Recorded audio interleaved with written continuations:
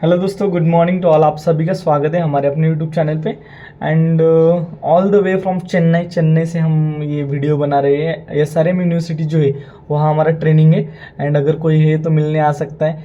And अभी तो हम इतने पॉपुलर नहीं है कि आप मिलने आओ, लेकिन एक दिन हो जाएंगे। अब देखो, आज हम डिस्कस करने वाले एसबीआई क्लर्क का जो फर्स्ट डे में 4 शिफ्ट में हमारा पेपर हो गया उसके बारे में। जैसे कि मैं हर मैंने एक सीरीज़ ली थी एसबीआई क्लर्क के लिए, प्रीलिम्स के पजल पढ़ा था 200 प्लस पजल। वहाँ मैंने क्या बोला था आपको कि पजल प्रीवियस ईयर पढ़ना है, क्योंकि आपको समझ में आ जाएगा कि पजल का लेवल इतना डिफिकल्ट नहीं आता। बहुत बार टीचर बहुत डिफिकल्ट लेवल पढ़ाते हैं, उसके बाद डबल वेरिएबल वाले क्वेश्चन पढ़ाते हैं, ऐसे क्वेश्चन नहीं आते। मैं हर बार आपको बताते टाइम क्या बोलता था कि अगर कॉम्प्लिकेटेड यानी फ्लैट एंड फ्लोर वाला क्वेश्चन आपको दिख गया, कैसलेट आपके सामने आ गया, जैसे कि मैं जो ये वीडियो बना रहा हूँ, जो 27, 28 एंड फर्स्ट को एग्जाम है, वो अगर बच्चे देख रहे तो इससे क्या क्या लेना है, टेक्स्ट क्या क्या लेने हैं, वो भी आप सीख सकते हैं। कि अगर आपके सामने थोड़ा सा कॉम्प्लिकेटेड डीआई कॉम्प्लिकेटेड पजल आ जाता है तो आपको 10 या 15 सेकंड्स 20 सेकंड्स एक्स्ट्रा देना है। आपको थोड़ा सा स्लो जाना है, आपके सामने आपका आंसर आपको मिल जाएगा। अगर बच्चों का क्या होता है, बच्चे ज़्यादा एक्स्ट्रा भागने की कोशिश करते हैं, भागने के चक्कर में सब कुछ गलत हो जाता है। वो मैं हर बार बोलता हूँ, ज़्यादा भी भागना नहीं है, थोड़ा सा स्लो, यानी कि स्पीड से ही जाना है, क्वेश्चन स्पीड से ही सॉल्व कर रहे हैं। लेकिन कभी कभी हमें समझ में आना चाहिए कि ये क्वेश्चन थोड़ा सा ट्रिकी है, यहाँ हम थोड़ा सा टाइम देंगे तो 5 मार्क्स हमारे हाथ में आ जाएंगे। अब हम शिफ्ट्स के ऊपर आते। अब देखो, टोटल 6 अटेम्प्ट्स क्या हो जाएंगे, उसके बाद नॉर्मलाइजेशन हो गया नहीं, हमारा कितने मार्क्स यानी कि हमें मेंस का प्रिपरेशन करना चाहिए, वो एंड तक आपको समझ में आ जाएगा वीडियो खत्म होने तक।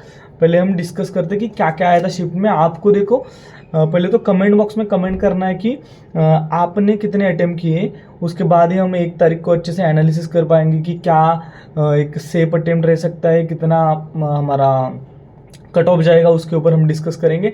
जैसे कि मैं हर बार बोल रहा हूँ कि कट ऑफ नीचे जाएगा, लेकिन एग्जाम का लेवल अगर इतना आसान आ जाएगा तो कट ऑफ ऊपर भी जा सकता है। एंड कभी कभी क्या होता है, आईबीपीएस नॉर्मलाइजेशन किस तरीके से कर रहा है वो किसी को भी समझ नहीं आ रहा है। जैसे कि आईबीपीएस में हो, मेंस में हुआ, उसके बाद आरआरबी में भी हुआ था। आरआरबी में बच्चों का स्कोर 48, 47, 48, 49 तक था और कट ऑफ गया था 53, 54। और जिसका अटेम्प्ट 48, 49 था उनका भी कट ऑफ 58 के, यानी कि उनका भी मार्क नॉर्मलाइजेशन से 53 के ऊपर गया था। एंड उन्होंने कट ऑफ 53 के ऊपर लगाया था। ऐसा क्यों किया तो वो तो समझ में नहीं आता, क्योंकि अगर आपका स्कोर ही 48, 49 सबका जा रहा है तो आप कट ऑफ भी 49, 50 तक लगाओ ना। तो नॉर्मलाइजेशन किस तरीके से होता है वही समझ नहीं आता। तो देखो, यहाँ क्या क्या करना है हम डिस्कस करते हैं पहले कि कौन से शिफ्ट में कैसे सवाल थे। फर्स्ट शिफ्ट जो था उसमें इजी, यानी कि वो फर्स्ट शिफ्ट जो था वो बहुत इजी लेवल का था। मैंने बहुत से बच्चों के साथ डिस्कस किया, बहुत इजी लेवल था। यानी कि उसमें बहुत से बच्चों के 90, 95 प्लस, 90 प्लस, 85 प्लस तो आराम से क्वेश्चन हो रहे थे। लेकिन यानी कि फर्स्ट शिफ्ट बहुत आसान था। फर्स्ट शिफ्ट में अगर किसी ने 75, 70 इतना ही तक किया है और उनकी एक्यूरेसी थोड़ी बहुत भी कम है, उनके लिए परेशानी हो सकती है। फर्स्ट शिफ्ट आसान था। जैसे कि कभी भी मेरे सामने मेरा कॉल लेटर आता था, मेरा एग्ज़ाम फर्स्ट शिफ्ट में है, ऐसा मुझे समझ में आता था तो मैं बहुत खुश हो जाता था। क्योंकि फर्स्ट शिफ्ट वाले बच्चों के ऊपर कोई बर्डन नहीं होता, कुछ भी पता नहीं होता कि एग्ज़ाम का लेवल क्या है, क्या कैसा रहेगा, और हमें पेपर बहुत आसान रहता है। तो फर्स्ट शिफ्ट बहुत ही आसान था। फर्स्ट शिफ्ट में थोड़ा बहुत होता है कि आसानी लेवल के क्वेश्चन आते हैं। फिर जाते हैं, यानी कि क्वांट, रीजनिंग, इंग्लिश, तीनों भी सेक्शन आसान थे। सेकंड शिफ्ट हमारा क्वांट में सेकंड शिफ्ट में देखो, यानी कि चारों शिफ्ट में अगर हम डिस्कस करें तो इंग्लिश का लेवल बहुत ज़्यादा सिमिलर था, रीजनिंग भी बहुत ज़्यादा सिमिलर था। जहाँ फ्लैट एंड फ्लोर वाले क्वेश्चन दिए वहाँ थोड़ा बहुत ट्रिकी हो सकता है, लेकिन इंग्लिश का लेवल क्वांट का लेवल बहुत कैलकुलेटिव। कभी कभी जब हमारा कैसलेट दिया हमारे सामने आता है तो हम गड़बड़ कर देते हैं और वहाँ हमारा स्कोर कम हो जाता है। जैसे कि सेकंड शिफ्ट में देखो, सेकंड शिफ्ट में क्वांट थोड़ा सा कैलकुलेटिव था। जहाँ हमारे सिंप्लीफिकेशन होते हैं, अप्रोक्सीमेशन वो वाले क्वेश्चन होते हैं, वो वाले क्वेश्चन थोड़े बहुत कैलकुलेटिव थे। जब वो वाले क्वेश्चन कैलकुलेटिव हो जाते हैं तब हम अरिथमेटिक तक नहीं पहुँचते। तो वहाँ हमारा स्कोर, यानी कि बच्चों का स्कोर 4-5 मार्क्स से कम आ रहा था। यानी कि यहाँ देखो, यहाँ आपका नॉर्मल बच्चों का अटेम्प्ट 80 प्लस या 75 प्लस आप बोल सकते हो, 80 प्लस 75 प्लस। जहाँ फर्स्ट शिफ्ट में 90 प्लस था, यहाँ हमारा 75, 80 प्लस इतना गया। उसके बाद हमारा थर्ड शिफ्ट जो था मैंने बच्चों से सुना है कि थर्ड शिफ्ट सबसे ज़्यादा डिफिकल्ट था कल के यानी कल वाले दिन में सबसे ज़्यादा अगर डिफिकल्ट कौन सा शिफ्ट है तो थर्ड शिफ्ट। यहाँ देखो थर्ड शिफ्ट के लिए अगर डिफिकल्ट है तो नॉर्मलाइजेशन होगा, लेकिन अगर आपने एक्यूरेसी रखी है तो, अगर एक्यूरेसी नहीं रखी है तो आपको डिफिकल्ट जा सकता है। तो एक्यूरेसी रखनी सबसे ज़्यादा इंपॉर्टेंट है। अब देखो थर्ड शिफ्ट में आया था कैसलेट डीआई। अब देखो जो नेक्स्ट 27, 28 या 1 मार्च को एग्ज़ाम देने वाले हैं उनके लिए ये सावधानी है कि कैसलेट डीआई आ रहा है। कैसलेट डीआई के लिए रेडी रहो। कैसलेट डीआई इतना डिफिकल्ट नहीं होता। मैं फिर से एक बार बोलता हूँ, 10, 15 या 20 सेकंड एक्स्ट्रा दो। वहाँ आप थोड़ा सा पॉज करो और बोलो खुद से कि थोड़ा सा टाइम एक्स्ट्रा देंगे, लेकिन 5 मार्क्स आपके हाथ में आ जाएंगे। कैसलेट डीआई सॉल्व करने में डिफिकल्ट हो सकता है, वो भी थोड़ा बहुत, लेकिन कैसलेट डीआई के ऊपर जो क्वेश्चन आते हैं वो बहुत ज़्यादा आसान आते हैं। कभी कभी हमारा डीआई जो होता है डीआई सिंपल आता है, लेकिन उसके ऊपर क्वेश्चन डिफिकल्ट हो जाते हैं। लेकिन कैसलेट डीआई का नॉर्मली कैसे होता है, कैसलेट डीआई सॉल्व होने तक ही डिफिकल्ट लगता है, सॉल्व होने के बाद उसके ऊपर के क्वेश्चन बहुत आसान आते हैं। अगर वो आपने सॉल्व किया तो आप बहुत ज़्यादा कॉम्पिटिशन को बीट करते हो। वो दो चीज़ें इंपॉर्टेंट है। फ्लैट एंड फ्लोर वाला पजल अगर आपको एग्जाम में दिखता है, वो पजल बहुत बच्चे नहीं करते। अगर जो बहुत बच्चे नहीं करते वो अगर आपने 10, 15, 20 सेकंड एक्स्ट्रा देकर अगर सॉल्व किया तो आप कंपटीशन के आगे बढ़ जाते। इसलिए आपको कंपटीशन को बीट करना है तो ये वाले क्वेश्चन आपको करने पड़ेंगे। तो कैसलेट डीआई आया था, कैसलेट डीआई में बहुत सारे बच्चे फंस गए, लेकिन यहाँ अरिथमेटिक बहुत आसान था।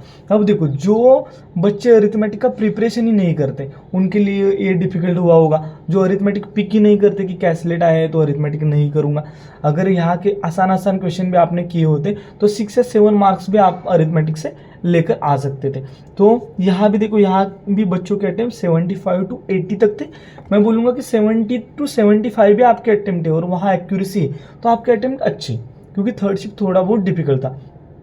थर्ड शिफ्ट में ही मुझे लगता है कि और एक प्रॉब्लम हो रहा था कि एक कौन सा तो शिफ्ट था उसमें स्क्रोलिंग का इशू आ रहा था। स्क्रोलिंग का इशू नहीं बोल सकते, लेकिन जो आंसर थे वो जो फिफ्थ हमारा ऑप्शन होता है वो आंसर था। फिफ्थ जब आंसर होता है तब हमें यहाँ से स्क्रॉल करना होता है, यानी कि हमारा जो एरो है वो उसको नीचे लेकर आना पड़ता है, उसके बाद क्लिक करना, नीचे लेकर आना, उसके बाद यानी कि अगर फिफ्थ वाला ऑप्शन बार बार आ रहा है तो हमें वो वाला इशू आ सकता है, वहाँ टाइम जाता है। जैसे कि हमारा एग्जाम में हमारा जो इंटरफेस है वो आसानी से आगे आगे बढ़ जाता है, क्वेश्चन आगे आगे, लेकिन हमारे एग्जाम में आसानी से आगे नहीं बढ़ता।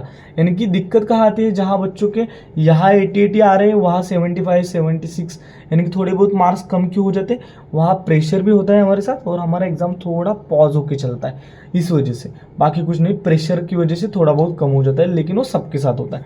तो देखो कैसलेट आया था, जैसे कि मैं बोला अरिथमेटिक इजी था। कैसलेट अगर आपने टाइम दिया तो आप आसानी से सॉल्व कर सकते थे, ये होगा। उसके बाद आता है फोर्थ शिफ्ट। फोर्थ शिफ्ट भी ज़्यादा डिफिकल्ट भी नहीं था, ज़्यादा आसान भी नहीं था, यानी कि fourth shift and second shift मैं बोल सकता हूँ दोनों शिफ्ट बराबर लेवल थे। यहाँ भी बच्चों के अटेम्प्ट 75 to 80 प्लस भी बहुत सारे बच्चों के अटेम्प्ट है। तो इससे क्या समझ में आता है, देखो ये बच्चों के अटेम्प्ट थे तो यहाँ बहुत ज़्यादा वेरिएशन, बहुत ज़्यादा तो नहीं बोल सकते। फर्स्ट शिफ्ट 90 प्लस वाला, second third fourth shift 75 to 85 या 70 to 85, इसके बीच में बहुत सारे बच्चों के अटेम्प्ट। तो यहाँ से हम कुछ क्या सीख सकते हैं, यहाँ से एक ही चीज़ सीख सकते हैं कि अगर आपने एक्यूरेसी रखी तो आपका पेपर क्लियर हो जाएगा, फर्स्ट पॉइंट। एंड अगर आपने पहले से प्री डिफाइन करके गए कि मुझे अगर फर्स्ट शिफ्ट में बच्चों का 90 अटेम्प्ट हुआ है तो मुझे भी 90 अटेम्प्ट करना होगा, तो आपका स्कोर बहुत ही कम हो जाएगा। ये आपको बिल्कुल नहीं करना है। किसी भी शिफ्ट का एनालिसिस आप देख सकते हो, वहाँ से सीख सकते हो कि जैसे कि मैंने यहाँ क्या क्या बोला आपको काम करना है एक्यूरेसी के ऊपर, आपको काम करना है आपके फ्लो के ऊपर। मैं आपको अब आपको बोलूँगा कि आपका ये वाला एक क्वेश्चन होता है कि क्या हम सर मेंस के लिए प्रिपरेशन करें। मैं बोलूँगा देखो एक ही सेंटेंस है मेरा, अगर आपका 75 अटेम्प्ट है, 72 अटेम्प्ट है, 78 अटेम्प्ट है, 82 अटेम्प्ट है, 85 अटेम्प्ट है, कितना भी अटेम्प्ट है लेकिन 70 से ऊपर है, एंड अगर आपका फ्लो एक बार भी ब्रेक नहीं हुआ है, मैं क्या बोल रहा हूँ, आपका फ्लो एग्जाम देते टाइम एक बार भी ब्रेक नहीं हुआ है तो आप मेंस का प्रिपरेशन कर सकते हो। मुझे पता है कि फ्लो बहुत मैटर करता है। अगर फ्लो से गए हो और एग्जाम का लेवल थोड़ा सा अप लेवल था लेकिन आपके मार्क्स कम रह गए, आपका नॉर्मलाइजेशन से मार्क बढ़ेगा। फ्लो अच्छे से गए एंड आपकी एक्यूरेसी अगर अच्छी, फिर से एक बार फ्लो अच्छे से गए ना, एक्यूरेसी अगर अच्छी है तो आपका प्रीलिम्स हो जाएगा, आप मेंस का प्रिपरेशन कर सकते हो। और आपको आपके ऊपर कॉन्फिडेंस होना चाहिए कि क्या आपका प्रीलिम्स होने वाला है। अगर आप ये खत्म होने के बाद, यानी कि प्रीलिम्स खत्म होने के बाद, रिजल्ट आने के बाद अगर मेंस का प्रिपरेशन करोगे तो कॉम्पिटिशन से आप पहले से आउट हो, तो आपको बच्चों के हिसाब से यानी कि 4-4, 5-5 या 1-1 वीक एक्स्ट्रा मिल रहा है, तो आप प्लीज़ आपका मेंस का प्रिपरेशन स्टार्ट कीजिए एज अर्ली एज पॉसिबल, यही कहूँगा। एंड बाकी जो बच्चे हैं उनके लिए ऑल द वेरी बेस्ट। आपको पहले से ही अजम्पशन नहीं करना है, यानी कि अज्यूम नहीं करना है कि 90 अटेम्प्ट करना है या 95 करना है। अगर पेपर का लेवल ज़्यादा ही डिफिकल्ट आता है तो 70 के नीचे भी रहा तो भी चल सकता है, क्योंकि नॉर्मलाइजेशन होता है और आपके सामने और 12 शिफ्ट है, तो बहुत ज़्यादा ऊपर नीचे हो सकता है। नॉर्मलाइजेशन किस लेवल का हो सकता है वो भी हम एग्जैक्ट नहीं बता सकते। तो आप सभी चीज़ों के लिए तैयार रहो। एंड फिर से एक बार बोलूँगा कि जहाँ क्वेश्चन का लेवल डिफिकल्ट होता है वहाँ थोड़ा सा एक्स्ट्रा टाइम दो, आपका क्वेश्चन आपके हाथ में आ जाएगा और वहाँ आप बहुत ज़्यादा जो कंपटीशन है उसको आप बीट कर पाओगे। दैट्स इट, यही कहूँगा। All the very best. जिनका पेपर अच्छा गया उनके लिए भी आप मेंस का प्रिपरेशन कीजिए प्लीज़। एंड जिनका अच्छा नहीं गया है उनका प्रिपरेशन लेवल कुछ तो थोड़ा बहुत आप में कमी है, वो कमी आपको यानी कि कंप्लीट करनी होगी, आपको प्रिपरेशन करना होगा और ज़्यादा प्रैक्टिस करनी होगी, उसी के बाद आपका यानी कि स्कोर अच्छा हो जाएगा। That's it and all the very best all. आपका अटेम्प्ट प्लीज़ शेयर कीजिए। एंड अगर आपको कुछ डाउट है तो आप टेलीग्राम ग्रुप मेरा जो है, जिसका लिंक आपको डिस्क्रिप्शन में मिल जाएगा, उसको आप ज्वाइन कर सकते हो, वहाँ से मुझे डाउट पूछ सकते हो। एंड यही हो गया हमारा यानी फर्स्ट डे। थोड़ा सा यानी कि फर्स्ट शिफ्ट आसान, second and third shift, second shift भी बोल सकते हैं थोड़ा बहुत आसान, थर्ड शिफ्ट थोड़ा बहुत डिफिकल्ट, फोर्थ शिफ्ट फिर से एक बार आसान, तो और ज़्यादा 12 शिफ्ट होने वाले। तो अभी हम नहीं बता सकते कि कितना ज़्यादा कट ऑफ जाएगा। कट ऑफ कम आने वाला है, वही ऐसे मैं पहले से बोल रहा हूँ। क्यों बोल रहा हूँ? क्योंकि वैकेंसीज डबल, ट्रिपल, 4 टाइम्स हो गई इस वजह से। तो देखते हैं आगे जाकर ये क्या हो सकता है, हमें समझ में आ जाएगा जैसे जैसे शिफ्ट खत्म हो जाएगी। Thank you so much for watching. अगर नए हो तो प्लीज़ सब्सक्राइब करके जाना। And all the very best for next shifts. Bye bye.